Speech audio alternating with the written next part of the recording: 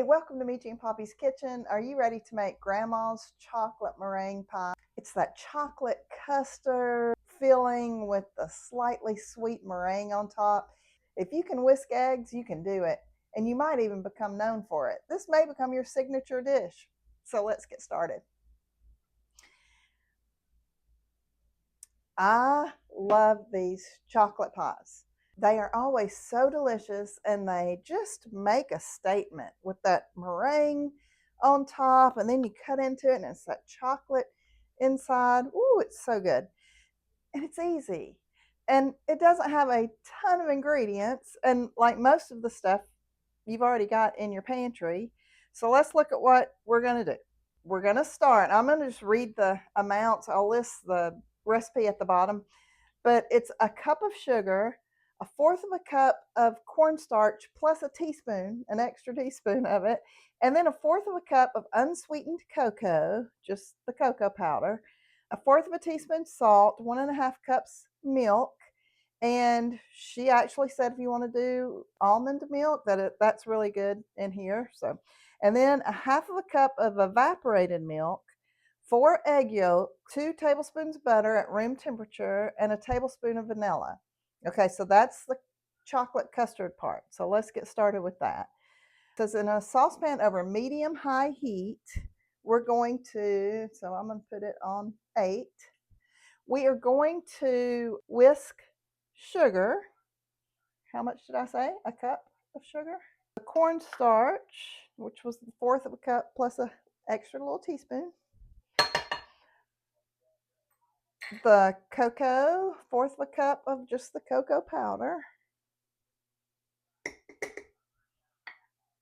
Salt, so a fourth of a teaspoon of salt.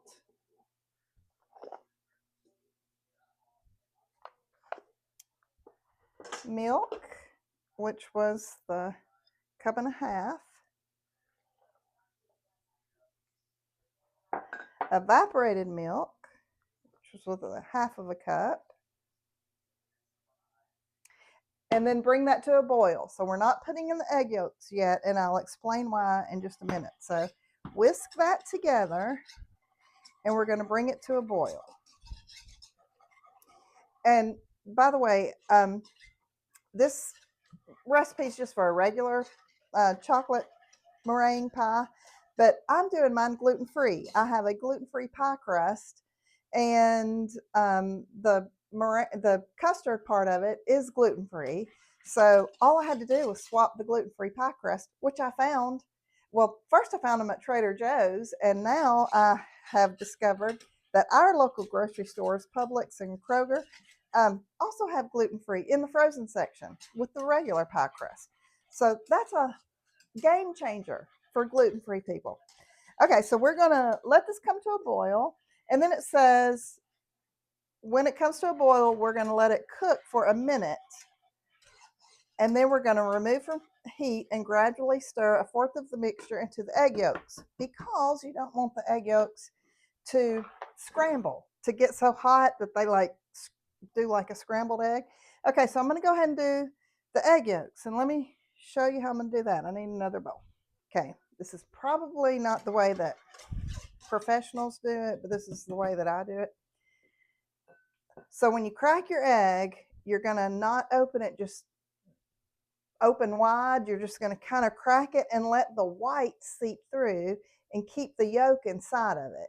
And then you'll pour the yolk into a different bowl. Normally, I'm real haphazard and kind of messy with stuff in the kitchen.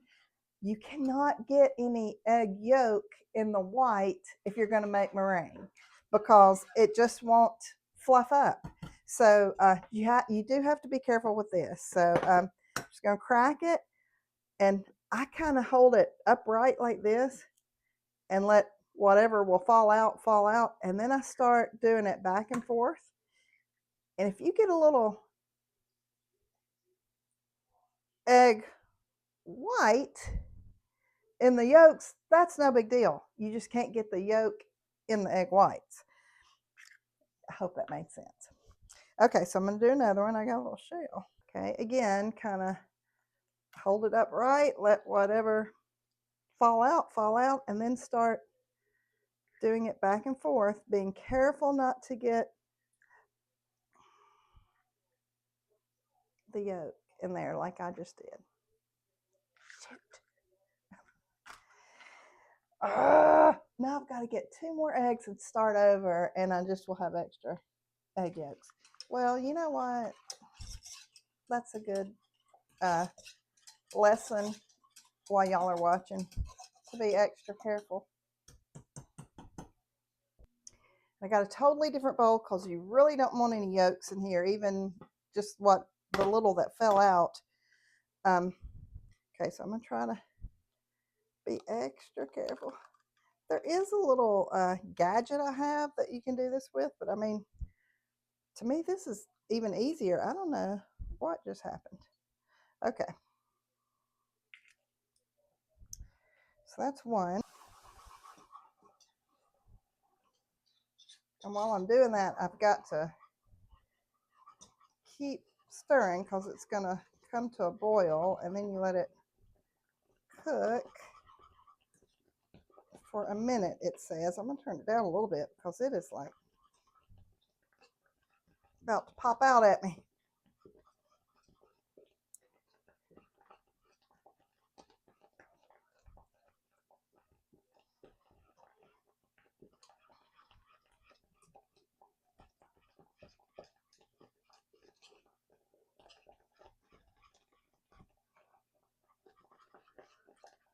Okay, that's getting thick.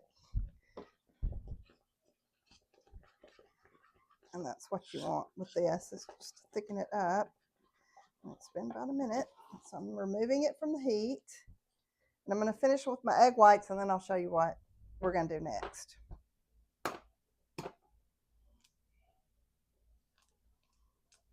Okay, I'm going to pour my egg yolks into this one. It's what I should have done in the first place, because we're going to add 1/4 of the mixture, gradually stir it into the egg yolks. And again, it's because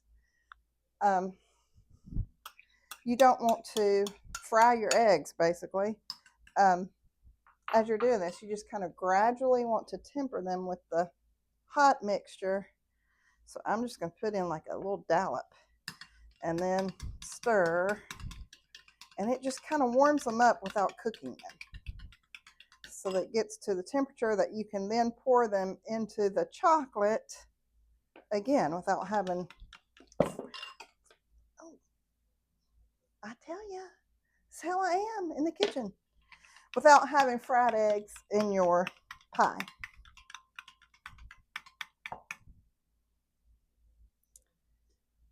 Just a dollop at a time, because this is really hot. I'm scared to put in much more at one time.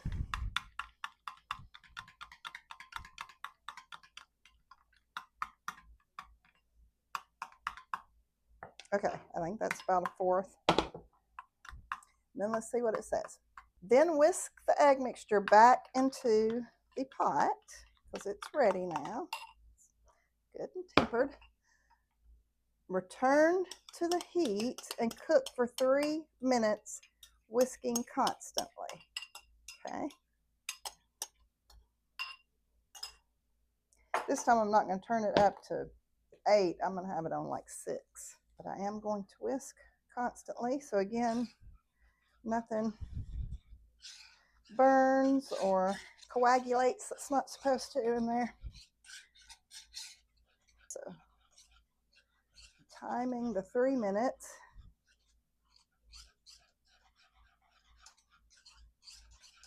Ooh, supposed to be taking my crust out. It's ready.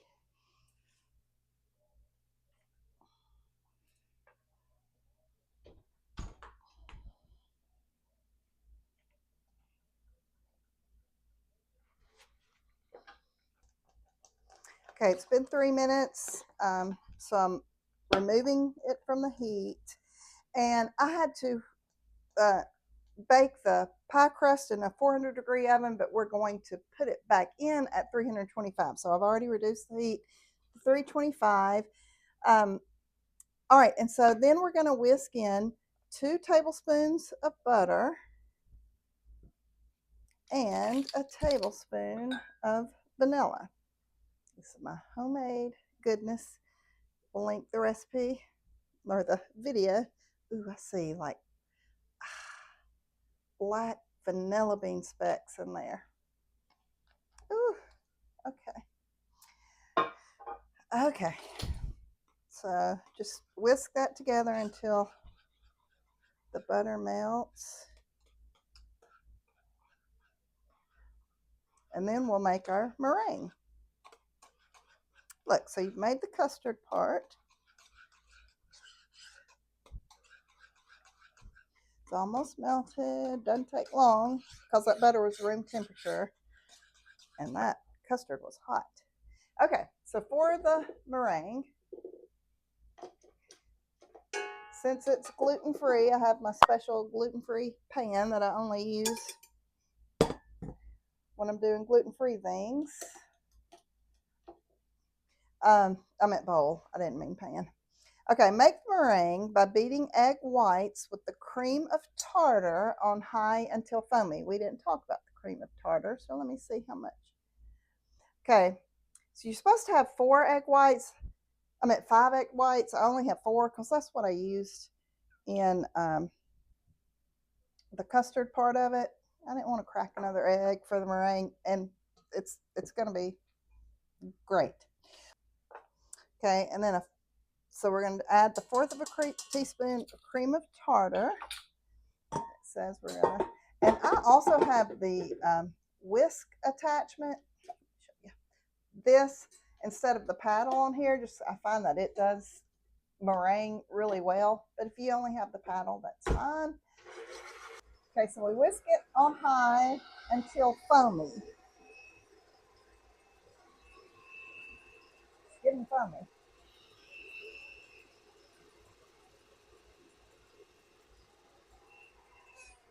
Pretty foamy. All right, gradually add in the sugar until stiff peaks until stiff peaks form and sugar is fully dissolved. So I've forgotten, because I'm old, I have forgotten how much sugar this was. 1/4 of a cup of sugar. Okay, and it says gradually add it in there. So I'm gonna put just a little. Turn it back on. And I do love this when the peaks, like when you start picking it up and the peaks start coming up. It's fun. Fun to do, fun to see. I'm gonna put a little bit more. Ooh, already little soft peaks are forming.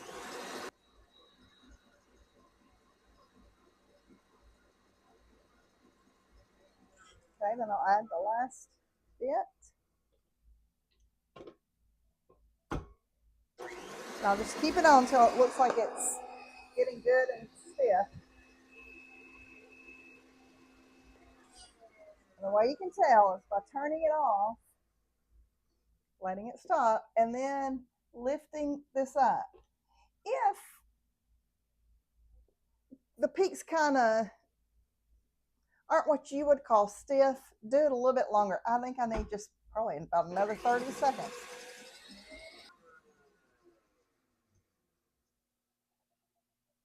Yep. So now when I pulled it up, it just came right up and just stayed. So that is exactly what you want. So now we're going to pour, and this pie shell gluten-free stuff is not quite as moist as other things, as regular baked goods most of the time. So it's kind of coming apart on me, but that's okay. It's still going to be deliciosa. Okay, so you're pouring the chocolate custard into the pan, and I can't get it all with this whisk, so you better believe I'm not leaving that chocolate goodness in the pan.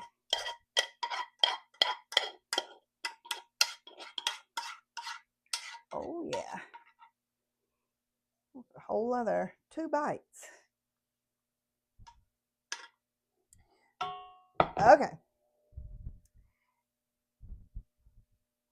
Shoot, it won't come off the spoon.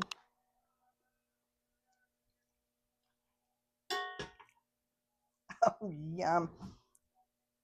You don't like meringue? Stop right there. You've got yourself a chocolate pie that is yum. So good. But I'm going to do the meringue because I think it's so pretty and I like meringue. I mean, if it didn't have it, I wouldn't cry, but I like it. Okay, so it's stiff, so it just comes right out. Put it over just in dollops and then just smooth it down. And it does emphasize to go all the way to the edge. Do not leave any part open until it touches the crust, because that can cause like weeping and like this kind of looks like liquid around it. So just go all the way to the crust with it.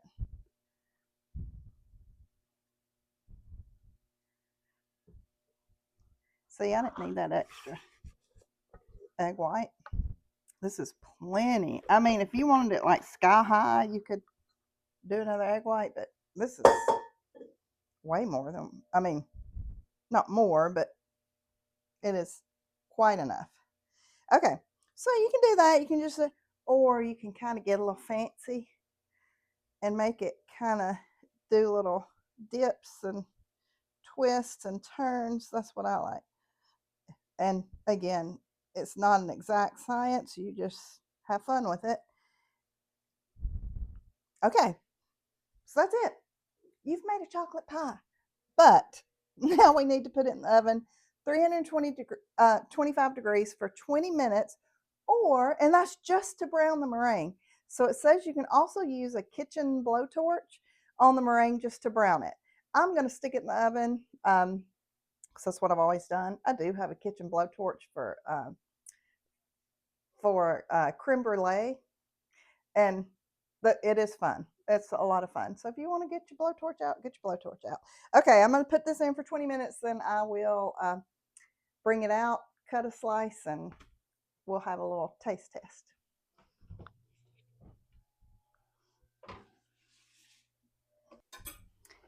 Okay, Poppy, we have Grandma's chocolate meringue pie, gluten-free for you, for Thanksgiving. What do you think? I love me some chocolate pie, so looks good, doesn't it? It looks beautiful. Okay, take it.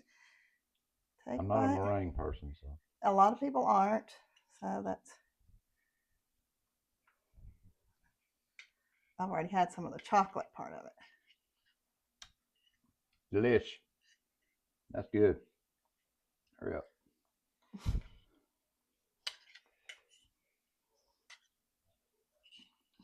That really. It's not a big enough piece. I mean, to me, that you can't tell the difference between that and a regular pie. That's really good. Really, really, really good. Good job, dear. Thank you. Okay, so tomorrow's tomorrow's not Thanksgiving. Tomorrow's our first Thanksgiving meal. We're having a couple this year. Gathering. Yes. So every night when I was trying to go to sleep, I thank the Lord for my blessings for that day. And might this slice of pie be on the top of that list? It might, because it is some good stuff. Okay, let me tell you what it says. So now it says I'm supposed to let it cool for an hour or so. Then you've got to put it in the refrigerator. And if you don't want your meringue to get all messed up, you're going to stick some toothpicks in it around the edge and then cover it with plastic wrap so that it doesn't cling to the meringue. And then when you pull it off, it pulls off the pretty part that you designed. So that's what we'll do. And then tomorrow we will show up with a pie that's already got a slice cut out of it. And I dare anybody to say anything about it. Because I'm enjoying my slice of pie tonight. Might be 2 slices out of it by the time it gets there. All right. Happy baking. Hope you have a good Thanksgiving. Happy Thanksgiving. Woke up in a daze, chocolate covered days, sugar coated haze, Life's a sweet parade.